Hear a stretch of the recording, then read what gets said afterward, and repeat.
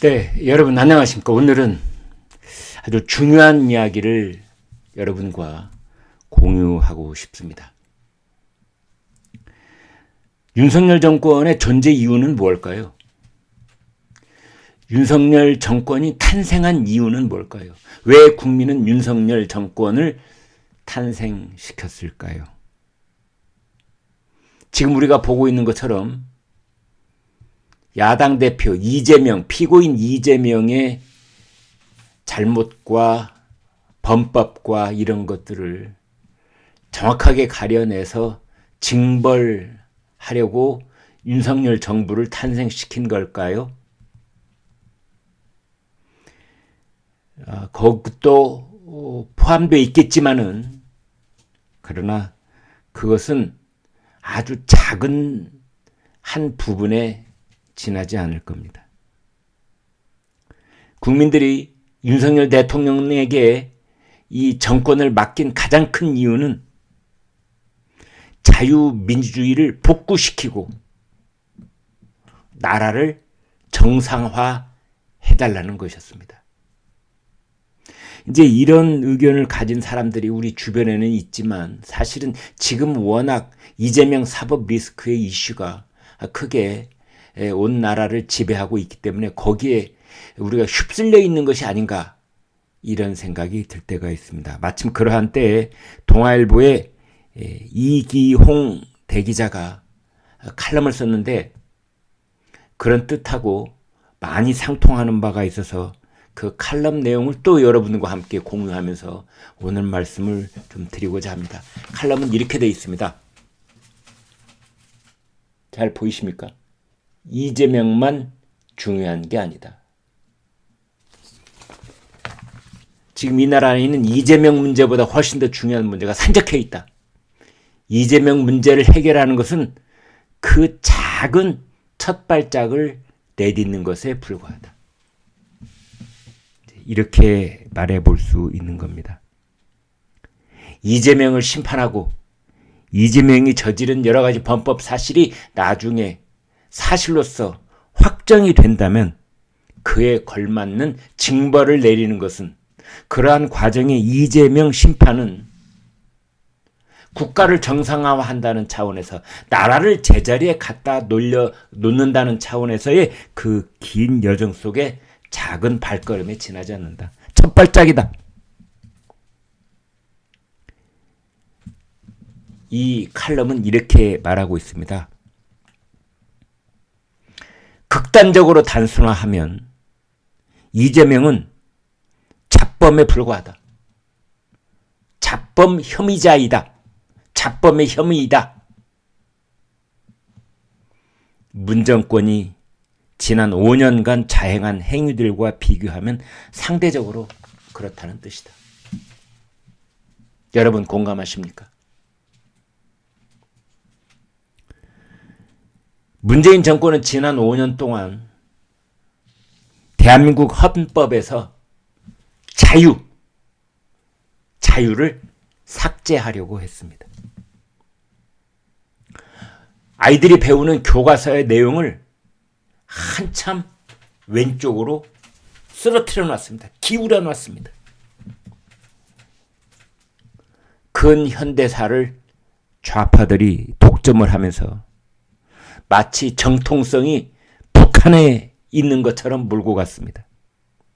대한민국 건국의 아버지들을 모두 친일파라는 낙인 속으로 몰아넣었습니다. 그런가 하면 5년 동안에 걸친 친중 굴종 노소는 사회 전반에 중국의 손을 확장시켰습니다. 공영방송과 유선방송에는 중국 홍보성 내용이 넘쳐나고, 선진국에서는 이미 거센 퇴출 움직임에 처한 공자학원이 한국에서는 인구 대비 세계 최대 규모로 불어났습니다. 작년 지방선거를 기준으로 99,969명, 10만 명 중국 국적자가 한국에서 투표권을 가졌습니다. 투표권을 부여받은 외국인의 5분의 4가 중국인입니다. 이 사람들이 지방자치 선거 기준으로 투표권을 행사할 수 있는 겁니다. 그 사람들 대부분이 중국인이 아니었어도 더불어민주당은 상호주의 원칙을 무시해버린 그 제도를 유지하고 있었을까요?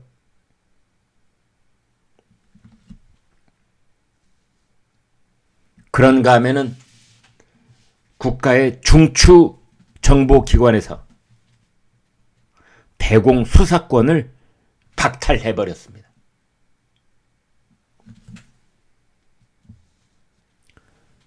이러한 실정 속에 내몰린 나라.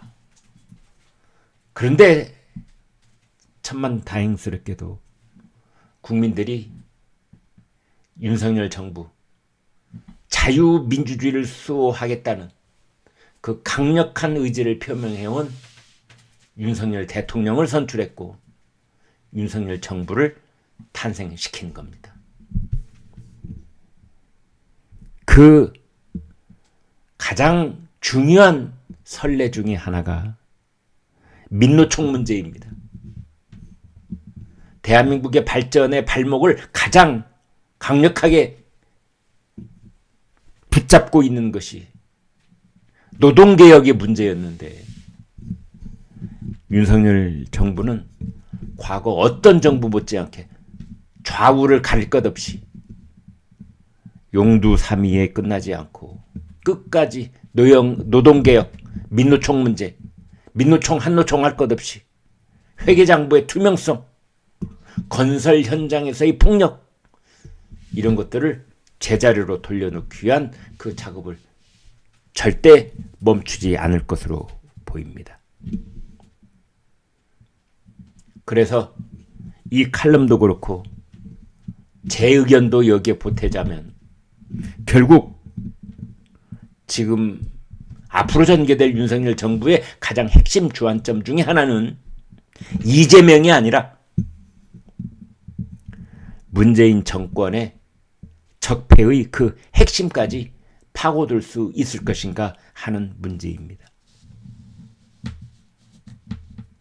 몇 가지 예를 들어보겠습니다. 탈북 어부의 강제 송환. 이 사람들은 대한민국으로 귀순한 사람들입니다. 그런데 그 사람들을 양파를 공중으로 부양시키든 끌어올려가지고 그 돌아가지 않겠다고 발버둥 치는 사람들을 판문점을 통해서 강제로 북송시켰습니다. 그리고 서해 공무원 피살 사건. 지금 이런 사람들에 대한 기소 절차가 이루어지고 있는데 대개 청와대에서 실장급에서 꼬리 자르기를 하고 있습니다. 윤석열 정부의 검찰이 거기까지만 수사를 하고 그 이상은 책임자를 묻지 않겠다는 태도를 취하고 있습니다. 탈북 어부 강제 송환, 서해 공무원 피살, 최종적으로 결정한 책임자가 누굽니까? 왜 그것을 밝히지 않고 수사를 종결하려고 하는 겁니까?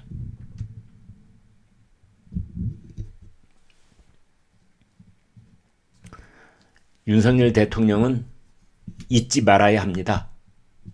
요즘 지지율이 사뭇 상승 곡선을 그리고 있는데요.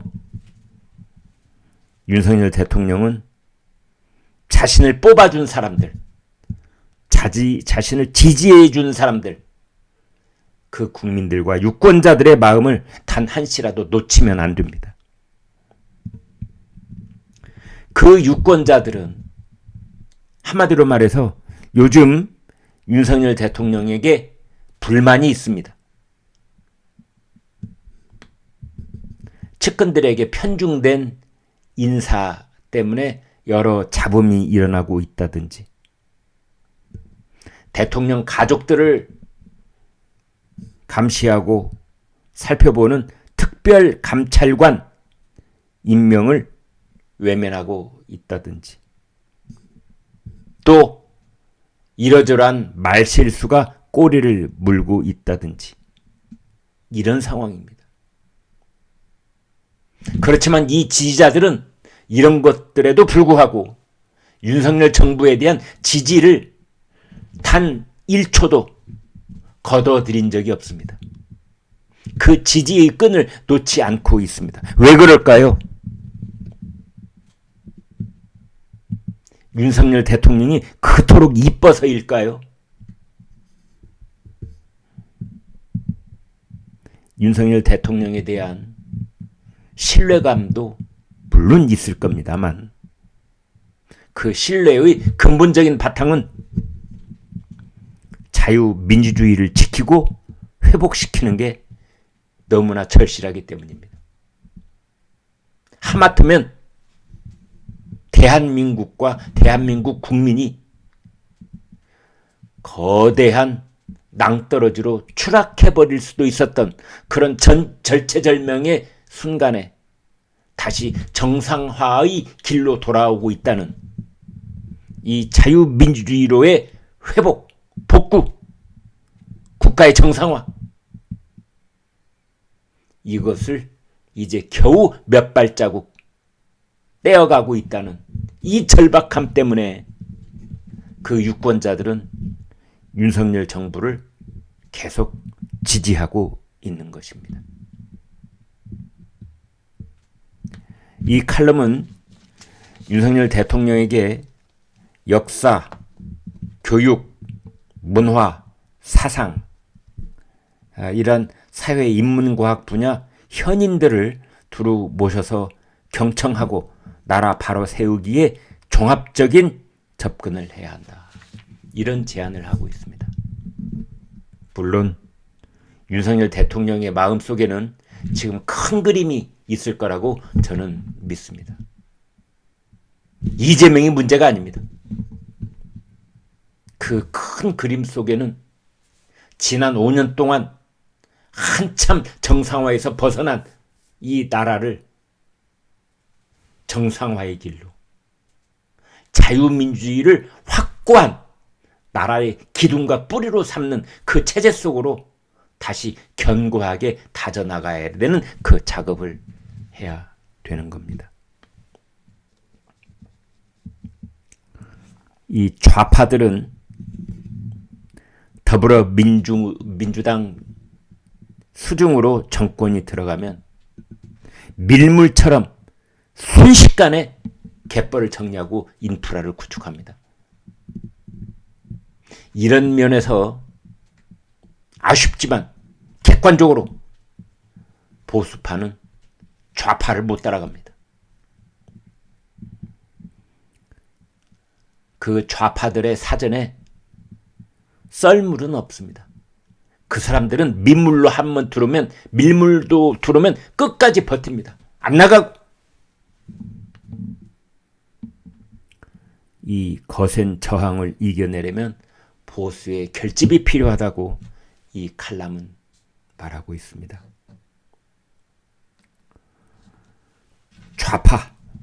좌파들의 특징이 뭡니까? 선전선동, 시위, 파업, 대중 조직화, 뭐 이런 것들입니다. 아주 위선적이고 내로남불을 이고 천박합니다. 반면에 우파의 가장 큰 무기는 뭡니까? 노블레스 오블리주, 품격, 솔선수범, 그리고 꺾이지 않는 자유민주주의에 대한 의지, 이것이라고 저는 생각을 합니다. 윤석열 대통령과 윤석열 정부의 국무위원들, 대통령실의 핵심 참모들, 집권 여당의 지도부, 국회의원 한 사람 한 사람, 이들은 그들을 지지했던 국민의 마음과 유권자들의 깊은 뜻을 단 한시라도 잊어서는 안 될 것입니다. 네, 여러분 고맙습니다.